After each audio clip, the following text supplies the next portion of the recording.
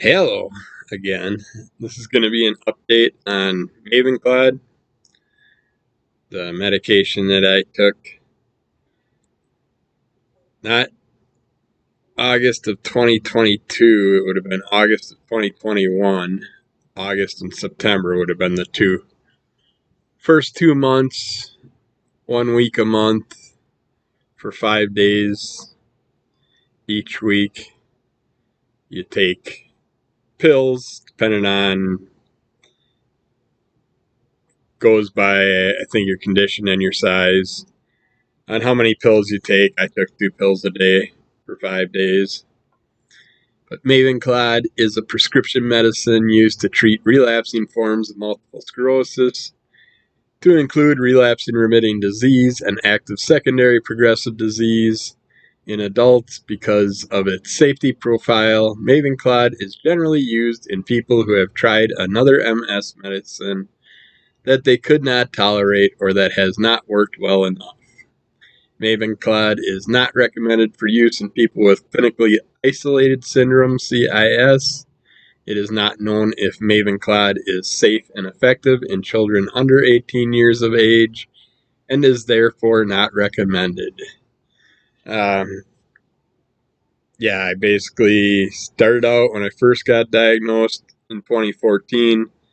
Now, for starters, I'm not a doctor. I'm just telling you my experience with my different DMTs, the disease-modifying therapies, disease-modifying drugs, DMDs, whatever you want to call them. But, you got to talk to your medical staff, your neurologist, all that, and figure out what medication you're going to go with and what might work best for you. But I started out in 2014 with Copaxone, injecting daily. And then they came out with the 3 times a week injections, I believe it was. So I was able to upgrade to those, which was nice, 'cause it was half the injections every week instead of doing it daily. And then that wasn't doing much. My MRI scans were showing more activity, more lesions, bigger lesions, growing lesions, whatever. So we sat there and bumped it up to Ocrevus, which I enjoyed because, what was it, once every 6 months you get an infusion. I think it should be every 5 months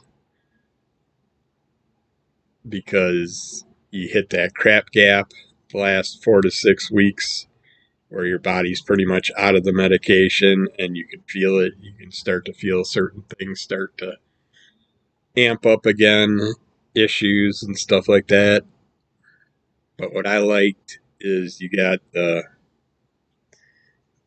little sleepy energy shots to start you. What was it? Not baclofen. Thought it was something that started with a B. It's not bear. It's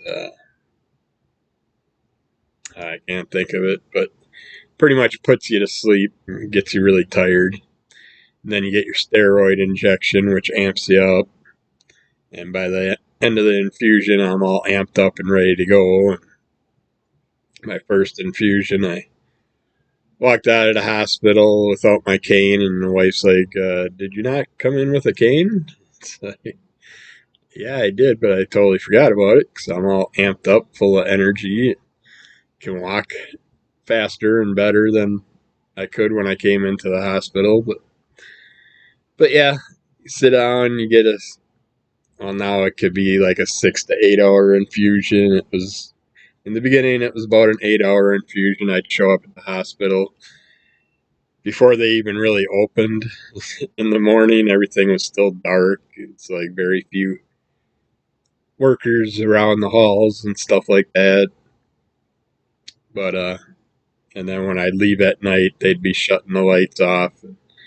So yeah, I was pretty much there longer than their normal shift when I first started.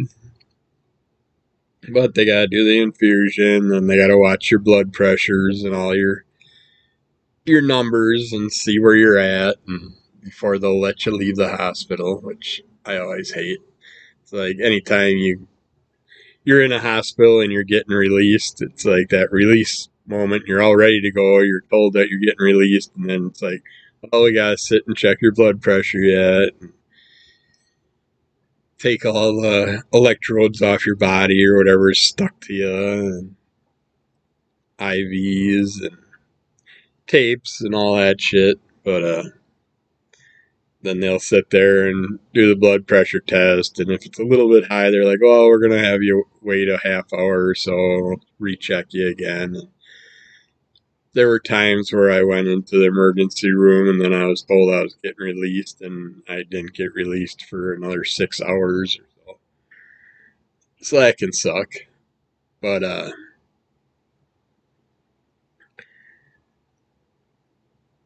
it's just Ocrevus. I didn't mind it when I started it. The first infusion, my neurologist screwed up the paperwork, or didn't send it, or sent it to the wrong place. Ended up having to wait an extra few weeks before we finally got the infusion set up. We got that done. Next one, same thing. Paperwork issue. Ended up having to wait a few extra weeks. And then I get my infusion. So it's like, it's basically wear and tear on your body. In between, your body's not getting the full effects of the medication. And so it's basically, I'm getting dangerous medication put in my body without being given the opportunity to let the medication work the way it's supposed to work and sit there and get my infusions on time. Like I said, I prefer that they would have set it up a month early just so you wouldn't have that crap gap. But instead, I had a crap gap that was way longer because I had to wait even more weeks before I could get my infusion. Then I switched neurologist because neurologist I had close to me left his practice. New neurologist coming in didn't accept my insurance. I had to wait for her to accept insurance, so while I was doing that, I went to a new neurologist. That was an MS specialist neurologist, at least I thought. That's what his profile said. But he also specialized in psychiatry and sleep apnea, and I'm like, well, cool, I need a psychiatrist. I've been wanting to see a psychiatrist for many years, but just never pulled the trigger because I wasn't sure what kind of coverage I'd have and how much it would cost to see someone. So I pushed that off, thinking, and when I found out about him, I'm like, cool, well, maybe I'll get that side of him also. No, I get the sleep apnea side of him. So he put me on the test, the overnight test thing at home. Did it, didn't sleep at all, struggled with the stuff, went in, gave him my things, told him the readouts are probably way wrong because I did not sleep at all. I just fought with the damn thing all night. And he's like, oh no, you got good enough readings, you definitely got sleep apnea, put me on a machine, all that shit. Never kept up with me. One time had me bring the machine in for readings, testings, and all that adjustments. Never plugged the damn thing in, nothing. Just set it on the table next to me and called the company and went off the readings and all that. Said, yeah, everything's working fine. I'm like, well, why am I getting 0.0 to 0.6 on average for episodes throughout the night? Is that normal for someone that has heavy sleep apnea? Oh, yeah, that's fine. Well, then he left his practice. But before that, he had to set me up twice with Ocrevus infusions. One we got done in Milwaukee, but it was about a month late because, again, paperwork issues. the deal with mine was you have to have the paperwork filled out. The company that's covering my medication sends a bag, an infusion bag, to the hospital for me. They can't use the ones at the hospital. They have to have one sent from the company that's taking care of me. So we got that first one done a month later. So second one comes along. We're running about 6 weeks late, 7 weeks late again. And have it all set up. Got my driver ready to pick me up, take me the next morning, all that stuff. After 5 o'clock at night, I get a phone call from the hospital from one of the nurses. Like, there's no bag of medication here for you at the hospital, so you know. And I'm going to be there in about 12 to 14 hours. She's like, if something changes tonight, I'll give you a call. But the way it looks, there is no medication. So if you come, there's nothing we can do. So I'm like, all right. Call everybody, find out what's going on. Again, paperwork, wrong places, wrong times, wrong paperwork, whatever. It's like, fine. Nobody gives a shit. Why even bother? Well, with him leaving his practice, well, he didn't leave his practice, he moved his practice further away. And then said I could come and see him if I wanted to, but I'm like, why bother? I mean, he obviously didn't give a shit enough to get the things done that needed to be done for me so I could get my stuff done on time and maybe actually get some benefit from a medication instead of stressing the body out waiting for medication that's delayed. So no Ocrevus that last shot. Contacted the new neurologist close to me, and they're finally accepting my insurance. But I did a virtual visit with her, and she's like, I am not an MS specialist. I don't know much about MS.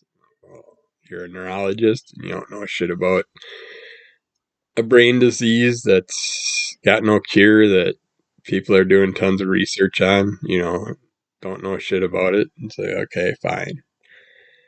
Like, I prefer you go to an MS specialist. So I'm like, yeah, so do I. I'd like to see an MS specialist that was worth a shit. And she's like, well, they got the neurology center in Freighter. We're going to send you up there.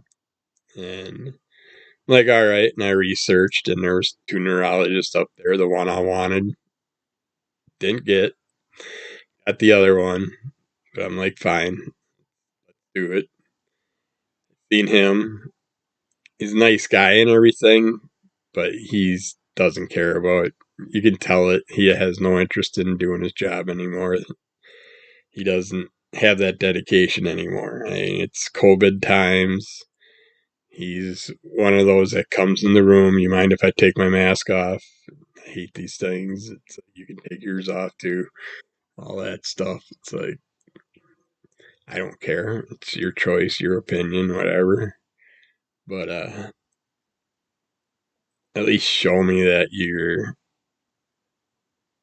still have some care about your patients and you want to work with them. Because I sat there and rattled off a few things, and he's we're talking about medications, and he's bringing up Tisabri and stuff, and I brought up Mavenclad, and he's like, yeah, Mavenclad's an option. And I'm like, well, it's one that I researched early in my diagnosis while it was still being used in Europe and not in the US yet. And all the research I did on it just made me feel like it was the closest option I had to stem uh, cell replacement, whatever you call it. But I didn't I let him give me his spiel about the different ones that were options, and he ended up being happy with the idea of going with Mavenclad. So we went with Mavenclad.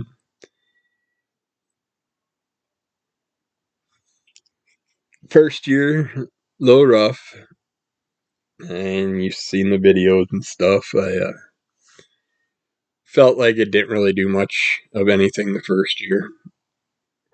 I had a couple of weeks where I was like thinking that maybe my T and B cells that were coming back were good ones, but eventually I learned that they were just attacking me just as much as before. So that didn't work. Uh, and then the second year, did everything again. The 2 weeks of pills. Now we're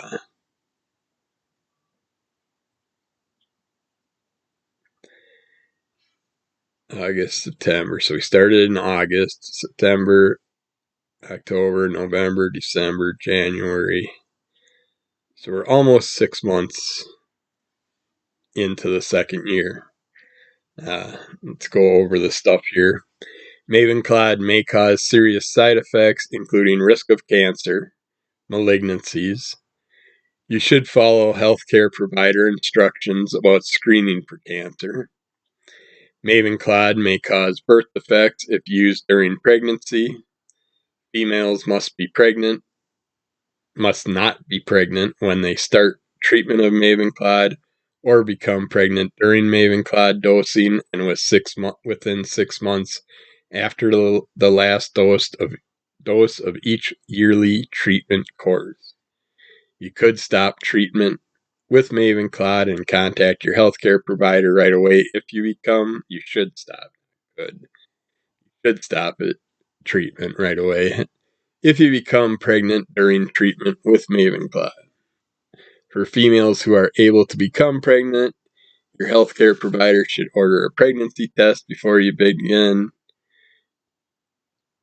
your first and second yearly treatment course of Mavenclad to make sure that you are not pregnant. Use effective birth control, contraception on the days on which you take Mavenclad and for at least 6 months after the last dose of each yearly treatment course. Talk to your healthcare provider if you use oral contraceptives, the pill. You should use a second method of birth control on the days on which you take Mavenclad and for at least 4 weeks after your last dose of each yearly treatment course. For males with female partners who are able to become pregnant, use effective birth control contraception during the days on which you take Mavenclad and for at least 6 months after the last dose of each yearly treatment course. Do not take Mavenclad if you have cancer, malignancy, are pregnant, plan to become pregnant, or are a woman of childbearing age or a man able to father a child, and you are not using birth control, are breastfeeding, are human immunodeficiency virus, HIV positive, have active infections including tuberculosis, hepatitis B or C, are allergic to cladribine. Before you take Mavenclad, tell your healthcare provider about all your medical conditions, including if you think you have an infection, have taken, take, or plan to take medicines that affect your immune system or blood cells or other treatments for MS. Certain medicines can increase your risk of getting an infection. Have had a recent vaccination or are scheduled to receive any vaccinations. You should not receive live or live attenuated vaccines within the 4 to 6 weeks preceding treatment with Mavenclad or receive these types of vaccines during your treatment with Mavenclad and unless directed by your healthcare provider. Have heart failure, have or had cancer, have or have had cancer, have liver or kidney problems, are breastfeeding or plan to breastfeed. If not known, It is not known if Mavenclad passes into the breast milk. Do not breastfeed on the days on which you take Mavenclad and for 10 days after the last dose. And like we said, Mavenclad's 2 weeks a year, once a month for the first 2 months. Let's see. But yeah, you can search anything else. You get all the information from the company and stuff. If you do go through with it, with Mavenclad treatment, they're really good about keeping you up to date. They have their health nurses that check up on you, make sure everything's going all right. I had to deal with constipation issues, and I don't know. You have to watch the first videos to see. I can't. My brain's not there today. But anyways, I'm 6 months into the second year, done with it. Won't be taking Mavenclad anymore after this. I'm thinking that we'll probably be off of medications, DMTs, for a while, just because that's how it works apparently. And from the last month, I'd say I felt better than I did the first year. I've had days where I was like, had to think, then I get up, move around, and say, oh, yeah, I do. But I don't have a lot of side issues that I've been having the past 10 years or so. They've kind of mellowed out somewhat. Nice. Spasticity and stuff still up there. Gait has been a little better the past couple months. I've been using my cane a lot less. But I still need it to get around in weird situations and stuff. And then, I want to say about 2 months ago, I found a lump under my left breast, and it's got a little black dot that if you kind of like squeeze the sides, the black dot gets a little bigger, so it's kind of freaky. And it's hard. And it's like, you constantly see the commercials, doing your breast checks and all that. Check your partner's breast. Go around grabbing breast. I don't think you can do that this day and age. You'll get in trouble. But yeah, they focus on it. They say it's not nothing to play around with. But yeah, I told my PCP, because I thought I needed a referral. A couple weeks go by, no one calls me. So I contact my PCP again. I get the nurse. The nurse sits there and gives me the phone number for the place for the mammogram, because they were just going to do an ultrasound to start out with. And then if it seemed like it was something worse, they'd sit there and do the mammogram. But now when I called to schedule the appointment for the ultrasound, they're like, well, we got orders now that they want you to get a mammogram. It's like, well, why didn't you tell me this in the first place? But that's fine. Let's just make the appointment. We don't have nothing for a couple months. So it's like, you gotta wait a couple more months. It's like, I was under the belief that when you have any type of lump, you should get your ass in and get checked out and not dick around and wait for things to get into your lymph nodes or spread out through your body. So that kind of irritated me, because ever since COVID, it's a pain in the ass to even get into a doctor appointment now. My last my pain management appointment, which ended up being told I didn't need pain management, and my doctor just give me what I need or what I ask for. I'm not hooked on opioids. I'm not begging for Oxycontin and all this shit. Loratabs and Darvocet. I don't care for any of those. They don't fix my pain. They just make your body feel funky. Get that people enjoy that rush they get or whatever, and it's fine for you, but I don't want it. I want something that's going to fix the pain. And that's what I'm in there for. I did the pain patch, had that issue. We went over that in past podcast episodes. But it's just hard to get in for an appointment right now. It's like everything's pushed off because we're short staffed. And it's like, it's just wrong.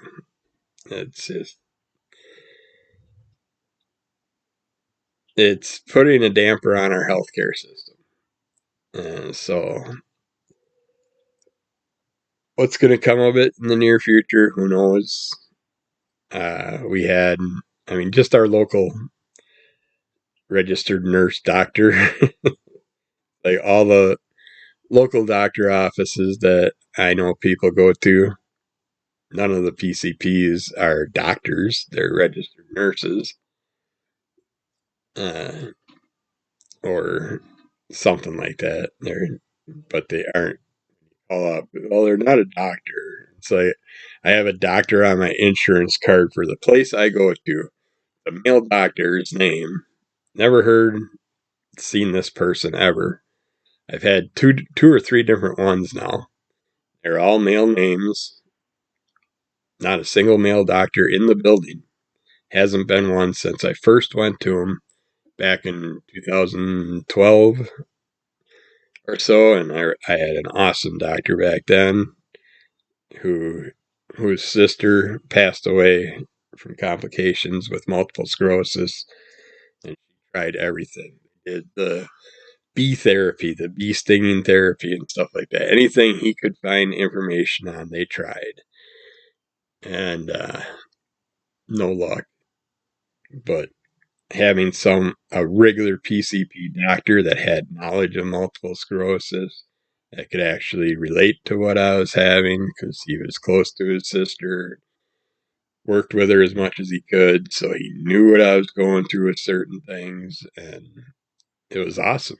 I mentioned something, he'd give me suggestions, we'd get set up on something, and then I'd go to my regular neurologist and they'd sit there and put me on. It's like I'd be asking for something for fatigue, and they'd put me on Ritalin. And I'm like, well, it's not doing nothing for me but giving me some funky feeling, which I don't think kids should be on this shit if they feel like this all day long. But tell them it's not doing nothing, well, I'll double it. Still not doing nothing. Oh, we can double that. It's like by the time I finally took myself off it, because he obviously won't, because I wanted to try Adderall or something else,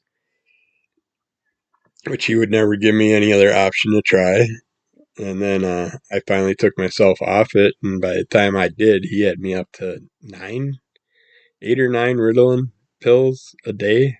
It's like, holy shit, man. What the hell are you trying to do? It's like people like you are the reason that we have an opioid epidemic. But yeah, it didn't do nothing. He did put me on one other one, and that one didn't do nothing either. And he was gonna start the same bullshit with that one. Well, it's like double it, triple it, quadruple it. No. If I'm not even feeling the slightest thing starting out, I'll double it. I'll do twice a day or something and see. I'm not going beyond that. I'm not going to keep taking handfuls of medication with all these side effects. If they're not doing anything and you're not looking at something that's going to actually work in my favor. So, with all that said and done, yeah, it's like it's a fight to get medications that you want. It's a fight to get appointments that you want. I mean, when someone has to wait 6, 9 months, a year before they get in for something that's obviously concerning them, there's something wrong. Either eliminate some hospitals and get the hospital staffs into the primary ones and fill them so we have enough people to take care of us. But the world since COVID has just fallen apart. Restaurants and stuff, you're looking at half the employees show up that are supposed to be there each day. They're constantly having problems taking care of things. Got Lemmy Kilmiser hopping in the picture here. Someone had to wake him up. He was sleeping nicely on his chair. Go into my area and wake up the cat. Yeah. Which I'm trying to get all my podcast stuff done before he wakes up. And he has a tendency to climb over the top of my chest when I'm laying in bed sometimes to get himself where he wants to be. And he'll step right on that lump. And it just irritates. Yeah, the past couple weeks, if I touch it, squeeze it a little bit. I don't squeeze it hard. I just like checking the size just to see if it changes in size. And that little black head will kind of like open up a little more and kind of like stick out at you. And it's like, what the hell? Because it's under the skin, and then as you touch it, it just appears. So that's kind of weird and freaky. That's why I thought this isn't like my normal skin issues. So I got to get this checked out. Someone's got, I think he's got mites in his ear again or something because he's been having problems, and I had to put his stuff in his ears last night and this morning. He was not happy. Thankfully, we cut his claws a couple days ago. Otherwise, he'll scratch the crap out of me. But but it's good for his ears and helps. I do it for about a week. But yeah, so I was feeling better the past month, and then now this past week I've been weak or so. And like I said, when I just touch it or he steps on it or keeps rotating and pushing against it, I started having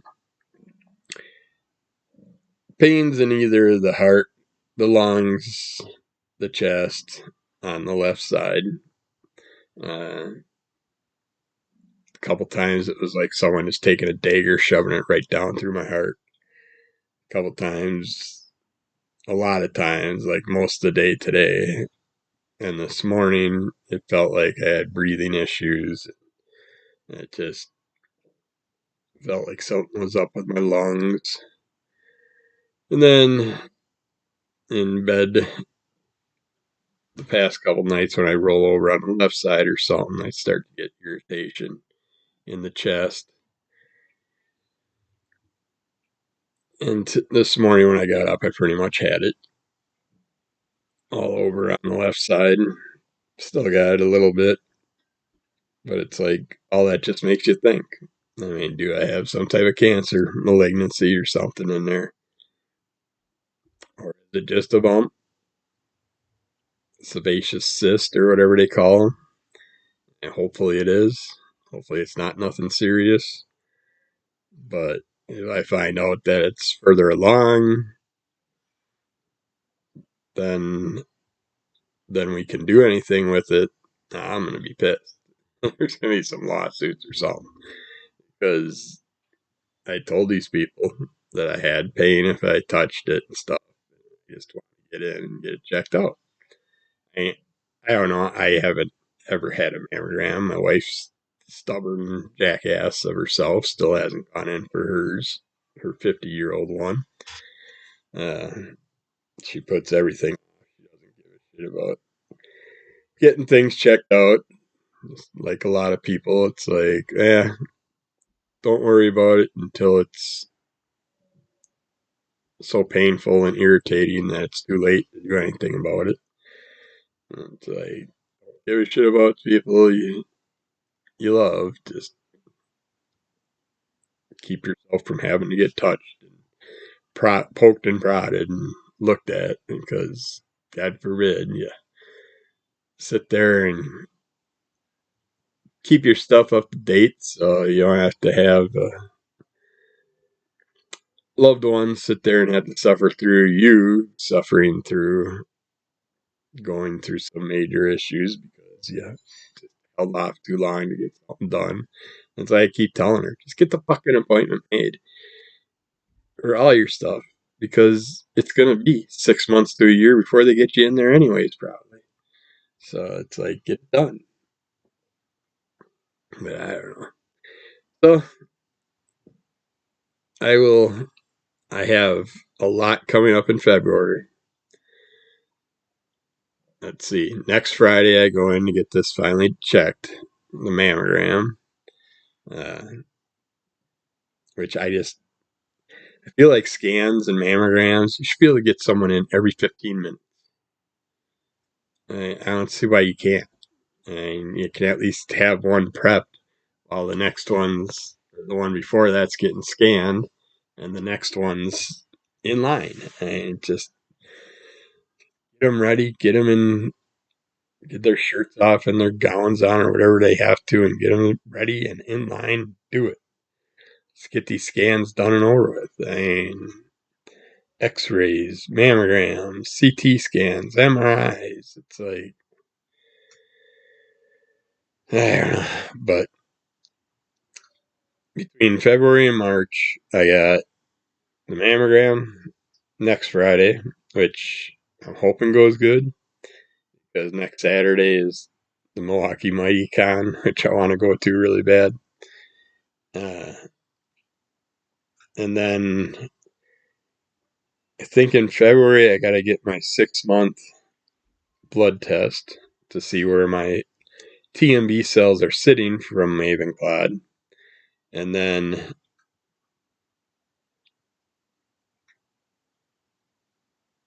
I think either late February, early March, I have my next MS specialist appointment. And that day, we're doing my MRI, which I haven't had one now, I think, in 2 years, 3 years. I think it was right before I started Maven. Had my last MRI. I have not had one since I've been with this neurologist. My one before I came to him, and we went off that one, and he's, like I said, he's a nice guy, but he just doesn't seem like he's really concerned about following up on everything as much as doctors. I had an MRI every year for my multiple sclerosis until I met this MS specialist. I also had an MRI every year because of my cardiologist, because I was supposed to die in the Mayo Clinic back in, I don't know, 2000, 2001, something like that. Because of the arch of my aorta had a tear in it and blood was leaking out. But for some reason, while I was in ICU for 2 weeks, it healed itself. I hope that I stayed up 24 hours a day, meditating, focusing on that part of my body, breathing in the good, breathing out the bad, and focusing on that area. I had lucid visions. Dreams, and could have been dreams, could have been visions. I was up for 4 days without sleeping because I was gonna die. So sleep. I got to the point where I made a plan uh, to get out of my bed, disconnect all the shit on me, and walk from Minnesota to Wisconsin in my hospital gown back home. It's like, fuck it. I'm gonna die I don't want to die with my wife and dog. I don't want to die in the hospital. She could never make it out by me. She had no way to get by me, and no one brought her out. There wasn't much we could do about it, so all I could do is talk to her on the phone, so that really sucked.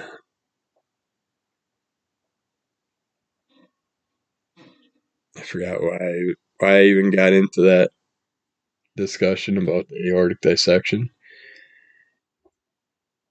But yeah, I will let you know. I'll give you a little update late February, early March once I know more. See where we're at. See what the new MRI. I am looking forward to the new MRI. I'm hoping I don't tap out like I did on the last one, where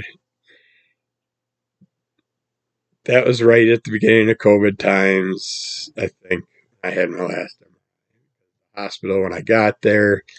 I went to the door I was supposed to, and I had to go past some trees around the corner to see the door before I could find out that that door was blocked off. And I went to another one that was blocked off. I went to the emergency entrance and went through there. By the time I got to my seat, got my paperwork to fill out, and got to my seat, excuse me, my they called me in for the MRI, put me right on the machine.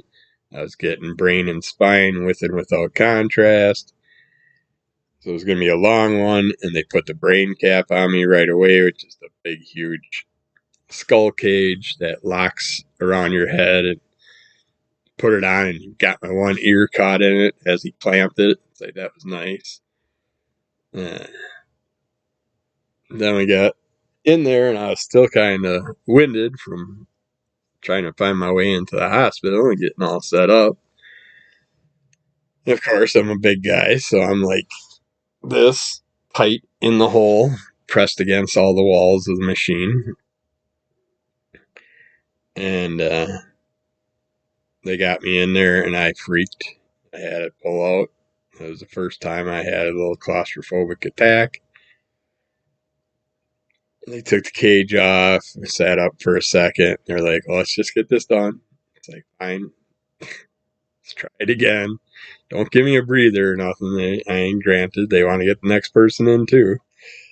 But it's like, let a person breathe for a while. I show up at all my doctor appointments about an hour early, just because that's the way I am. I will gladly sit in the waiting room and listen to my iPad or something like that until I go in. At least that way I'm there, ready, at the right spot, good to go. I had to find places that I couldn't find. I didn't have a GPS and all that shit back in the day. But yeah, it was an interesting time, and I hope this next one goes smoother.